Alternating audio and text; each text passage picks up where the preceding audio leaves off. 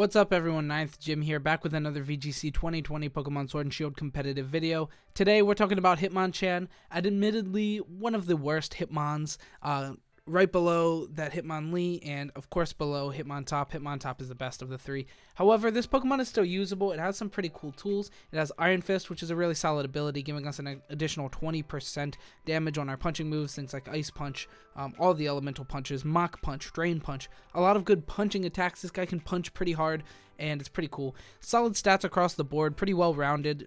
A couple of lower stats, speed is not great, HP is not great, defense not great, but overall pretty solid attack as well as special defense, and speed's not bad, it's pretty average. So this Pokemon can do a good bit of damage with punching attacks, and honestly with HP investment, it can live a couple of attacks as well, which is really solid. Being mono fighting type, we do have 3 resistances as well as 3 weaknesses, which overall is not too bad.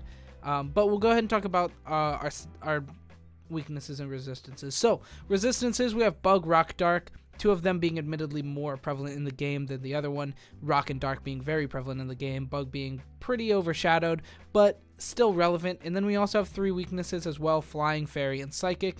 Flying and Fairy are very prevalent in the game. Speaking of Flying Fairy, we do have the bane of our existence being Hitmonchan, being Togekiss, as well as just the bane of VGC's existence in general, of VGC 2020. I mean, Togekiss being the most annoying Pokemon in VGC 2020. I think a lot of people will agree with me on that. Crit Kiss, Togecrit is really annoying.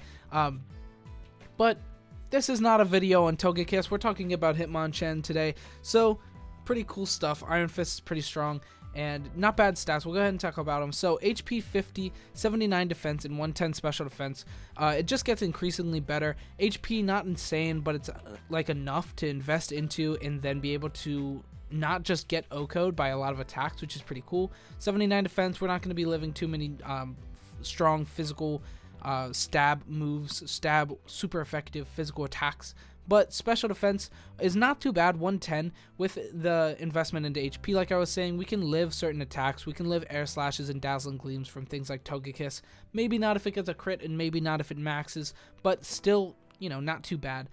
In general, 105 attack is pretty solid, and then 76 speed is also just enough to be like pretty good. With a little bit of investments, we can outspeed a couple of things, but I just went right into HP and attack, as you'll see in the build. Speaking of the build, let's go ahead and jump into it. So as far as the build goes, ability Iron Fist, like I said, it's its best ability. Definitely, it's very solid. Giving it an additional 20% damage on those punch moves is really good. We are running Mach Punch and Ice Punch on this set.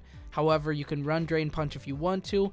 I just saw Close Combat with Life Orb being enough to take a couple of really big OHKOs, things like Incineroar after and Intimidate, and then also Tyranitar, Dynamax Tyranitar.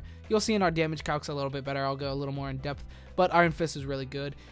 Talking about those kills exactly, Life Orb does push us into a lot of certain ranges, so running Life Orb plus Iron Fist on a couple of attacks is really, really strong, as well as just Life Orb. Close Combat is just really strong in general, so I went with Life Orb. However, there are a couple of other options you can take. We do have Assault Vest as a good option. We're already running just 4 attacking moves anyway. The only thing you can't really use is Protect or Helping Hand with Assault Vest, so that's another option as well.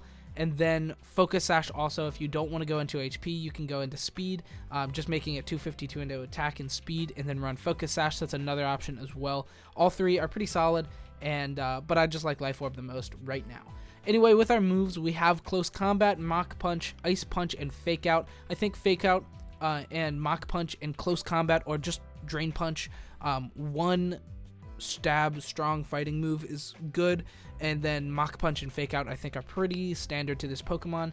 Mach Punch being that priority is really strong, just getting the finishing kills on a lot of Pokemon, especially Tyranitar. You can take a huge knockout onto Tyranitar, even at like 30-40% of its Dynamax. I think you'd be able to take that knockout, maybe a little bit less, maybe like 20-30% of its Dynamax, but definitely able to do a lot of damage out of Mach Punch. Also, we have Ice Punch, which is really good against things like the Togekiss that really can show this Pokemon a lot of danger. Also, just flying type Pokemon in general can take a lot of damage from Ice Punch, which is good. It also hits that extra 20% with Iron Fist, and Life Orb 1.3 times percent gives a pretty good amount of damage. And then Fake Out, it's just Fake Out. Fake Out's good. I think it's worth playing on Hitmonchan. You can switch it out, but I think it's worth playing. Next, we have a couple of flex moves. We have Bullet Punch as another option instead of Mach Punch. However, I just like it because it's stab, obviously, but if you want that coverage, you can. And it's also cool. We saw like Hitmontop and Togekiss at the very beginning of the meta, being that weakness policy Bullet Punch, your own weakness policy Togekiss. And that's another cool option, and definitely something that you can consider. Then we have Fire Punch and Thunder Punch and Drain Punch. A couple of other punch moves. Fire Punch, Thunder Punch for coverage if you don't want to use Ice Punch, and then Drain Punch as well for if you don't want to use Close Combat. I'm going Close Combat just because I like that amount of damage, but you can go Drain Punch instead. And then we also have Rock Slide as another good move here, being able to hit both Pokemon, potentially flinch, and rock coverage is good. You just have that lower chance of hitting, that 90 accuracy on both Pokemon. You're going to miss sometimes, but Rock Slide, it's very, very powerful, and it makes up for the fact that sometimes you miss because you usually hit one Pokemon, which is good. And then we also have Helping Hand as our last move here. Of course, also Detect/Protect is a good option as well. But Helping Hand, I like Helping Hand. I think is really good just because of the fact that it's Helping Hand. It gives you 1.5 times as priority to your partner Pokemon. It's really strong. Other than that, that's about it for our moves. We'll go ahead and talk about our EV spread here real quick. So it's really, really basic. We just have 252 into HP and 252 into attack, and then Adamant Nature being plus attack minus special attack since we're not using it anyway. So essentially just doing as much damage as possible and being as bulky as possible without having to weirdly spread across our EVs. So we're just going, it's pretty basic. It's just 252, 252, 4, but I think it does the job pretty well. So that's going to be about it for the build itself. We'll go ahead and talk about one synergy here is Excadrill. Excadrill making us more powerful, or making us more bulky with its max moves, as well as being able to just obliterate every Pokemon that obliterates Hitmonchan. Being able to have that rock slide / max rock fall in for Togekiss, and then also Iron Head / max Steel Spike. It's just a good Pokemon. It covers all of our weaknesses, and it's really good in general against everything that Hitmonchan doesn't like. So that's about it for the build and synergetic Pokemon. We'll go ahead and talk about some speed tiers. So as far as speed tiers go, we are at 92. Whoops, I forgot to add his name here instead of the Slurpuff, because Slurpuff will never be there. Slurpuff will never be at that speed tier, that specific speed tier. So Hitmonchan, you go right there. Silly Hitmonchan not showing up. So anyway, Hitmonchan is at 92, which is pretty cool. It's not bad in general. We outspeed a lot of really good Pokemon, things like Gothitelle uninvested. Gothitelle might have 0 speed, so we'll be able to outspeed it then too. Gothitelle might run a little bit of speed sometimes, and then we might not be able to outspeed. But I'd say 7 out of 10, 8 out of 10 times we'll be outspeeding Gothitelle, which is good. And then we also have things like Tyranitar outspeeding. Sometimes Tyranitar will run speed. You won't see it too frequently. It'll usually be weakness policy, max HP, max attack. So a lot of the time, or pretty close to max special or speed and attack. So it won't be enough in its speed to be able to outspeed the Hitmonchan. I just said speed like 15 times. But we are in speed tiers category, so it's whatever. Then we outspeed a couple of other Pokemon, things like Aegislash, usually. All these Pokemon are usually uninvested. Aegislash, Sylveon, Lapras, Jellicent, Scrafty. We usually will be outspeeding them. Some cases, they'll be outspeeding us, but not very frequently. Next, we have things that do outspeed us that are unfortunate. Things like Togekiss. This is really unfortunate. You can run a little bit of speed on Hitmonchan to outspeed Togekiss, but honestly, it won't do enough good. Togekiss, also a lot of Togekiss will have a little bit of speed invested, and so even if you invest enough to get you to 101 or 102, then it'll still be outspeeding you sometimes, which is pretty unfortunate. And you can't really call that out. You can't really read that against certain Pokemon, against most Togekiss, which is unfortunate. Next, we have Milotic outspeeds us, and Indeedee outspeed us, which is really unfortunate, actually, the Indeedee, because it will do a lot of damage with Psychic, but it shouldn't be faster than us. It just shouldn't be fast, but whatever. So yeah, it's pretty unfortunate. And then obvious things will outspeed us, things like Dragapult that are meant to be fast, Chlorophyll Pokemon, Swift Swim Pokemon, and Unburden, all of these like fast Pokemon, Scarf Pokemon, they'll all be outspeeding us, which is like pretty self-explanatory because we're here at 92. But it will. That's about it for our speed tiers. We'll go ahead and talk about damage calcs. I actually don't have single spotlight today, so we're just doing damage calcs, and then that's going to be it for the video. But yeah. So anyway, first off, we're going to go ahead and talk about Togekiss. This matchup is pretty bad. Togekiss Air Slash into our Hitmonchan hits almost a guaranteed 2-hit KO, hitting 62 to 73%. This is with 60 special attack investment, so not too much, but you know, if it's 252, it still won't kill us with Air Slash. But Max Airstream will guaranteed OHKO us every time, hitting 107 to 127%. This is really unfortunate. This means even if it's defensive, it can go into attack mode and just hit us with a Max Airstream and just kill us, which is really unfortunate. But that can be okay if they're using defensive to Togekiss. Like, it's not going to be doing much damage to most of our Pokemon, and all they're really getting is a couple of speed buffs, which is admittedly like very, very powerful. But if they're using their first turn to just speed buff and kill our Hitmonchan, like, we might be able to momentum swing and like be able to get into a good position off of that, which is fine. Next, we have our attack Life Orb. We have our Life Orb Iron Fist Ice Punch into a defensive Togekiss, hitting a guaranteed 4-hit KO.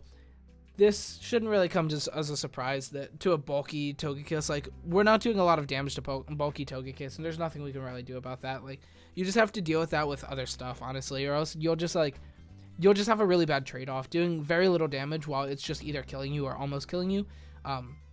So yeah, you don't really want to go up against a Togekiss. Next, we have our Hitmonchan Close Combat into a Incineroar.